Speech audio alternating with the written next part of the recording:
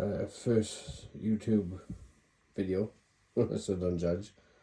This is my mobile packout setup for general automotive. Obviously, cheapy code reader, multimeter light, set of gloves for when your hands get stinking. Obviously, I've got some fuses and everything in the packout light, and just miscellaneous bits and bobs. And the first drawer going down, we've got hammers, screwdriver set, then a soldering iron, gas, Allen keys, pick set,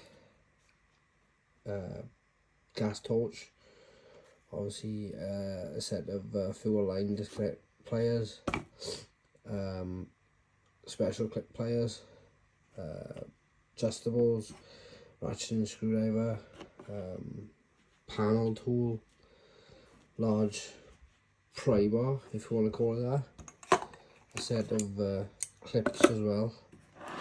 And next drawer down, this is a working toolbox obviously, so everything's everywhere. Set of brake pipe spanners, obviously another set of picks, adjustable, needle nose more grips, parrot nose, they call that. Obviously underneath the picks then, there's obviously large set of pliers, cobras, full spanner set if I didn't say that, large ring spanner set, couple of pry bars, large needle nose, normal mole grips, normal screwdriver, which you can flip round.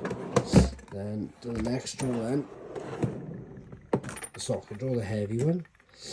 Obviously you've got your spark plug sockets, 3/8 deep, oil filter socket, a 1/2 inch shallow impact.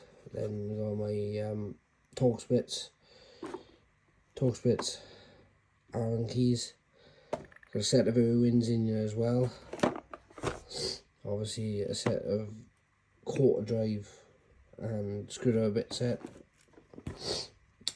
Obviously you've got my e-torques then, larger chrome 1/2 inch, 3/8 Milwaukee shallow sockets, extension bars then, long ratchet spanner,